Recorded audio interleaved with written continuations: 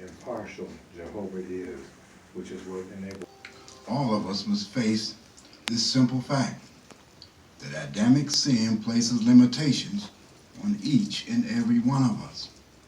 That's why it is vital that we maintain a realistic view not only of our own limitations, but also those of others. Tonight, we'll see some ways how doing so can benefit us. The Apostle Paul was well aware of how sin limits us. Let's read this account in Romans, the 3rd chapter, in verses 23. And it reads, "For all have sinned and fall short of the glory of God." The Greek word sin comes from a root that means to miss the mark.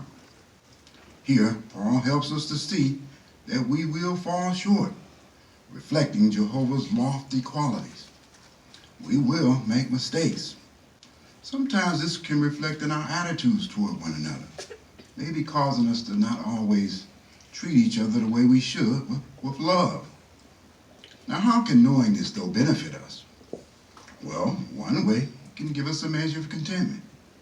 Now, notice what the Watchtower, January 2016, states about a contented person.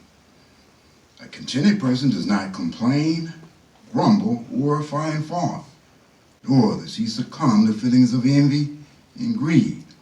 All such feelings can stifle the development of brotherly love. So we shouldn't be expecting perfection from our brothers and sisters. And if we do this, it can help us keep us from developing some of these negative traits that the Watchtower brought out.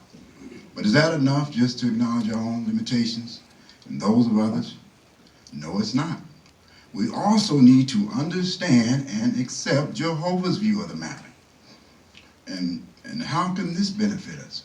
Well, it can help us to view each other the way Jehovah does. Now, when it comes to Jehovah, many of his facets are way beyond our comprehension. One example is this simple fact. Whenever Jehovah looks back on any of his created works, he can always say what he stated at Genesis 1:31. God saw everything he had made, and look, it was very good. No human can always say this.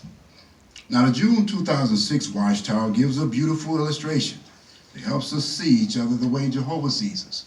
And it reads like this. Envision someone who is hoping to win a prize by hitting a target with an arrow.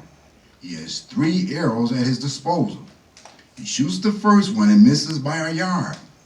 He aims better with the second arrow, but still misses by a foot. Now, with full concentration, he lets the last arrow go, but misses only by an inch. But a miss is still a miss. Aren't we all like this disappointed archer? Sometimes we, despite our best efforts, miss the mark by a little, other times by much. Now let's go back to this archer. He slowly turns away, feeling dejected, because he really wanted that prize. Suddenly, the man in charge calls him back and hands him a prize, saying, "I wanted to give you this because I like you, and I saw how hard you tried." The archer is elated. Now think about it. Everyone who receives the gift of everlasting life in perfection will feel like this archer. Thereafter, everything that we do will be good. We will never miss the mark again. We will be perfectly contented. So, friends, let us continue to give Jehovah our best shot as we strive to maintain a realistic view not only of our own limitations, but also those of each other. Very good.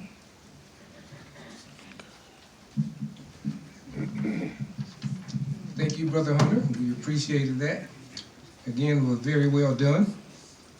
And Brother Hunter was working on accurate and convincing.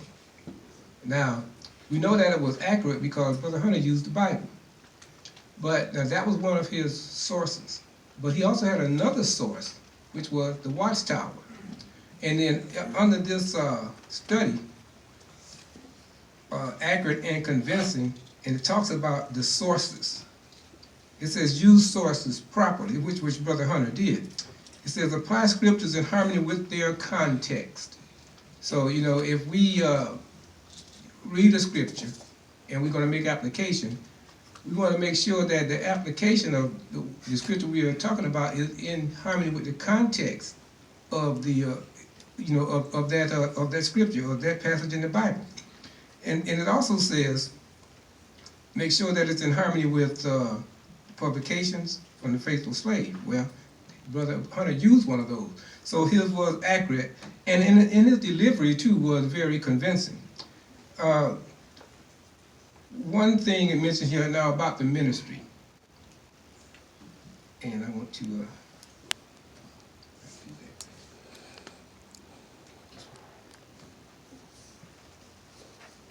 this is what it says about the ministry.